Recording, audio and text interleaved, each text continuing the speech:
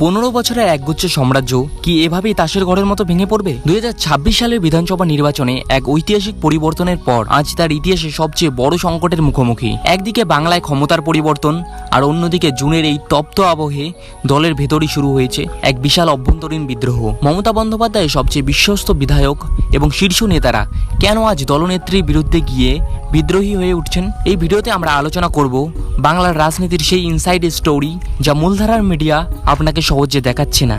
ক্ষমতা চলে যাওয়ার পর যে কোনো রাজনৈতিক দলের ভেতরেই ভাঙন দেখা দেয়, কিন্তু তৃণমূলের এই বিদ্রোহ সাধারণ কোনো দলবদল নয়। রাজনৈতিক বিশ্লেষকদের মতে এর পেছনে রয়েছে দুটি বড় কারণ। প্রথমত, দলের ভেতরে দীর্ঘদিনের পুরনো বনাম নতুন নেতৃত্বের লড়াই। ক্ষমতা থাকা অবস্থায় যে ফাটল চেপে রাখা হয়েছিল 2026-এর পরাজয়ের পর তা আগ্নেয়গিরির মতো ফেটে বেরিয়েছে। দলের শীর্ষ নেতৃত্বের এক নায়কতন্ত্রের বিরুদ্ধে নিচু দলার কর্মী ও মেজরেরা এখন খোলাখুলি ক্ষোভ প্রকাশ করছেন। তারা মনে করছেন সঠিক সময়ে সঠিক সিদ্ধান্ত না নেওয়ার কারণেই আজ দলকে এই অবস্থায় পড়তে হয়েছে।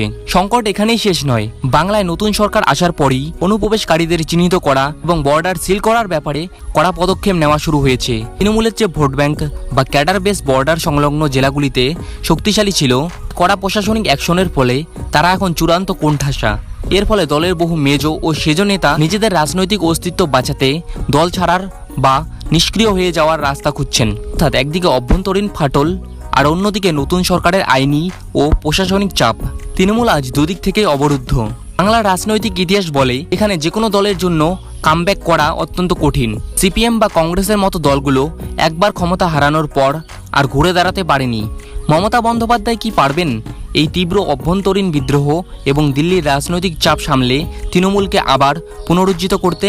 নাকি 2026-এর এই পরাজয়ই হতে চলেছে তৃণমূলের রাজনীতির শেষ অধ্যায়? আপনার কি মনে হয় দলের ভেতরের এই বিদ্রোহের জন্য আসল দায়ী কে? আপনার মূল্যবান মতামত নিচে কমেন্ট বক্সে অবশ্যই জানান। ভিডিওটি তথ্যপূর্ণ মনে হলে একটি লাইক করুন, বন্ধুদের সাথে শেয়ার করুন, আর বাংলার এমন গভীর রাজনৈতিক ও অর্থনৈতিক বিশ্লেষণ নিয়মিত দেখতে আমাদের চ্যানেলটি এখনই সাবস্ক্রাইব করুন। দেখা হচ্ছে পরের ভিডিওতে। ধন্যবাদ।